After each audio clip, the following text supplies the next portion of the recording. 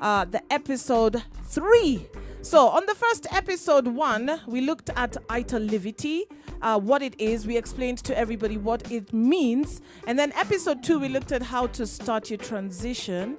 And yes, and of course, tonight we're going to be discussing hybrid foods and cancer. Yes, very, very important to learn about this. So last time, Sheriff, we learned a little bit about what hybrid foods are, but we didn't focus on it. Yes. And I think maybe some of us were a little bit confused about what it Even actually myself. is. Yeah, man. So our sister Righteous, we asked her to explain to us now, what are hybrid foods? It's an honor to be here. So yes, you're asking me to close in on hybrid foods again. It's getting a bit scientific. So from a SABI point of view, the hybrid foods, they are those that will not grow in nature, right? They are bred selectively to maximize desired traits rather than evolving over time with nature. So it's controlled cross-pollination of different varieties. Most cannot reproduce naturally on their own. Most don't even have seeds, and that's already a sign of nature that that thing isn't supposed to grow. They have imbalances in their mineral and vitamin ratios. They have incomplete molecular structures, we said that before, and so those imbalances cause mineral deficiencies. That's bone loss. So its sugars are not recognized by the digestive system, so it's putting stress on your organs like your pancreas and your liver. Then kuna kitu ingine besides hybrid foods. You might find land-raised varieties of those, but hybrid seeds, zile tunanunua kwa agrovet zinatengenezwa na makampuni kubwa kubwa, wanazibreed kwa lab to increase like crop yield or make them drought resistant. But it's a capitalist setup, and it's part of biological warfare. So yeah, we can really say hybrids are not natural and cause disease. Reggae Safari. Vibes Airways that can take you around the world on a unique reggae safari. And it is Ital livity, episode 3 with Sister Righteous, and we're discussing hybrid foods and cancer. And hybrids are usually easy identified as fruits that are seedless. Okay? Kuna hizi zinakuwaga hazina seed ndani. Yes. They're more like made in a lab and everything. So these are the kind of food that we're talking about. Now we want to find out, how was hybrid food introduced to Kenya? And Sister Righteous is going to tell us a little bit about that. So yeah, that's a good question.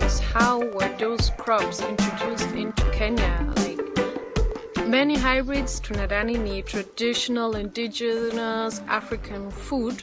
Kumbe zimekuja na Portuguese people in the 16th century.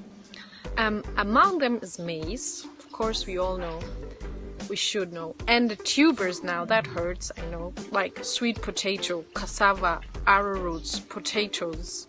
They all came with the Portuguese and Indians. So let me elaborate the history of maize, for example, just very briefly, I looked it up. Maize is the cheapest source of calories among grains, making up 65% of total food calories consumed by households in Kenya.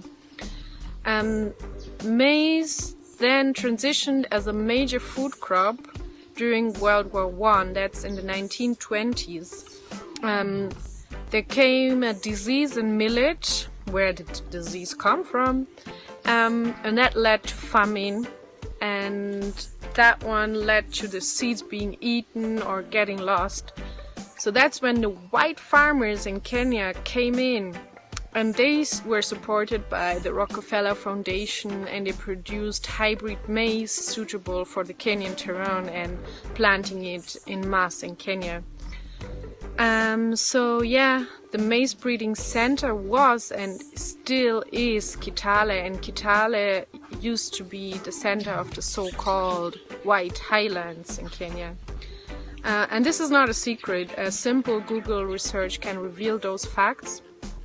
Another example, I want to close in on the history, is cassava. It was forced on Kenyan people to plant in masses the way it is consumed now.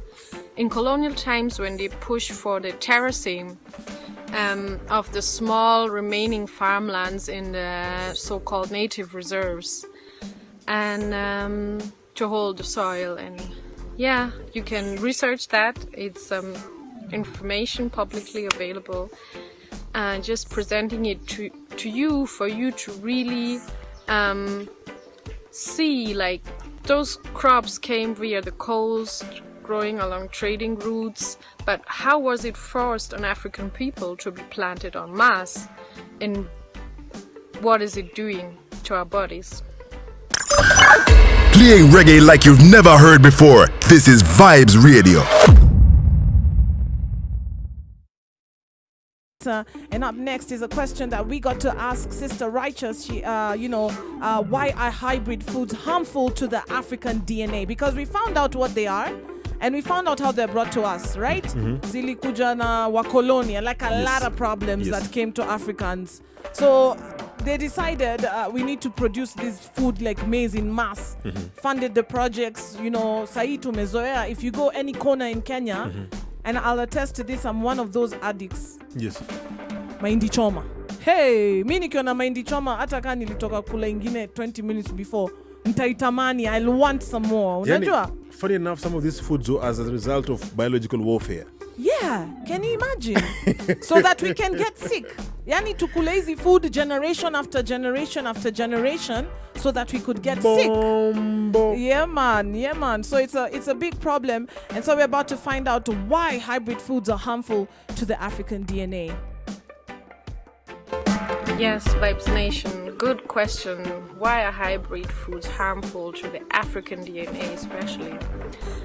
Africans have more red blood cells, more electricity therefore, and by eating acidic foods and no herbs, your blood becomes acidic. That means it's oxygen deprived. So if you're an electric being, there's something you need to consider. Let me tell you something about chemical affinity. The molecular structure in natural plants is complete, right?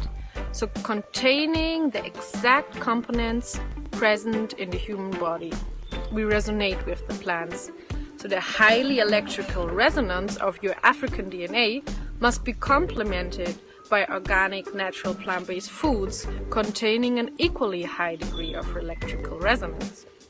So it's a simple equation. Again, electric body, electric food. This is called chemical affinity. So it's necessary for the assimilation of nutrients in your body to occur. You can't absorb the nutrients if they are not of the same resonance. Like they don't have the same components of minerals like your body. So only by adopting the African bio-mineral balance can we achieve healing. And that's providing our body with the minerals that has been stripped off for 400 years for most cases in the African diaspora, yes, and for mainland Africa, maybe here in Kenya, it's since the 1800s, going to 100, 200 years right now, depending on the community you come from. Maybe in the coast it's even longer, right? So it's clear that hybrid foods are harmful to our African DNA in so many ways and affecting our bodies, and that can make your DNA work against you instead of your DNA working for you. So it's giving rise to diseases when your DNA is compromised. Playing reggae like you've never heard before. This is Vibes Radio. A little bit about food and we recently came to find out, Sheriff, that actually what we eat, a lot of what we eat causes cancer.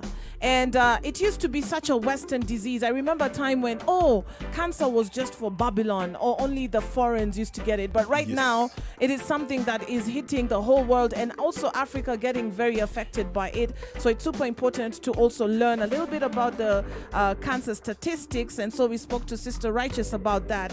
Let's take a listen. Yes, Sheriff asked me last time also about cancer, whether it's very dominant in Western Kenya. And I have to say, I looked a bit into the data, and first to say, cancer is a multi-billion-dollar industry. And in Kenya, we have, according to statistics, 40 to 50,000 new cases annually, and about 30,000 of them die. So the most common forms of cancer we have here are cervical and breast cancer, throat cancer, prostate cancer, stomach cancer, and for kids, blood leukemia.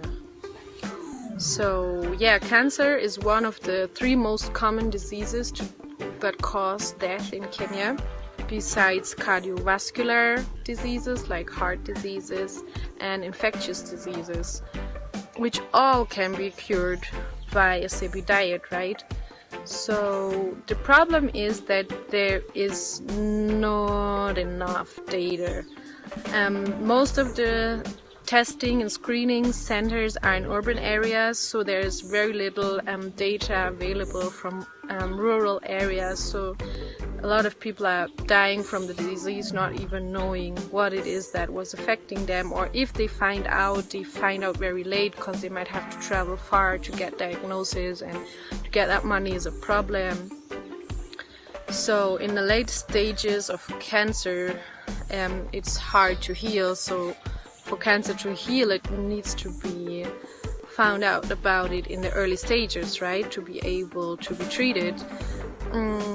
So what can you really heal to reverse cancer? Follow Dr. Sebi's guide, and let me get into what cancer is in the next segment, please. Playing reggae like you've never heard before. This is Vibes Radio. Big love to Sister Righteous for always sharing this information with us. Right now, she's going to be talking to us still about cancer, because we all know, as she said, it's a multi-billion-dollar industry. You can imagine when you have cancer, Apple, the hospital, the amount of money that they're going to get from you. So, of course, they want us to eat the wrong food. Of course, they want us to just think that, it's something that just happens to us. They want you to eat junk. Exactly. That's why in every corner there's a junk food place. And all the GMOs and everything that causes cancer, So, guys, we love you so much, Vibes Nation. We want you to be strong, healthy African youths. And so that's why we're doing this Ital Livity. I hope you're learning something. And on Wagwan, if you have any questions for Sister Righteous about the Ital Livity, of course, you can give us a call. But right now, let's take a listen to more from Sister Righteous about cancer. Yes, more on cancer wars. What is cancer in the first place? Cancer is the extreme end of chronic inflammation. Simply damaged cells, an overgrowth of toxic cells that invade other areas, So kila immune system yako inaua bad cells yenye zingezidi kuishi kwa mwili yako zingekuwa cancer. So don't compromise your immune system. It's the one that's keeping you away from cancer. So things that influence the process of your immune system functioning correctly are, first, what does your skin absorb? Unajipaka nini, for example. Second, what do you put inside your body? Unakula nini, unakunya nini. Third, air you breathe. What do you breathe? Are you living in a polluted place? Are you having to paint chemicals every time? Or then how much do you move? Unaenda kutembea kwa forest? Are you running? Are you doing yoga, fitness? Unaenda kulima kwa shamba? And fifth, how you think. Toxic thoughts and negative emotions also can cause cancer because you are manifesting it.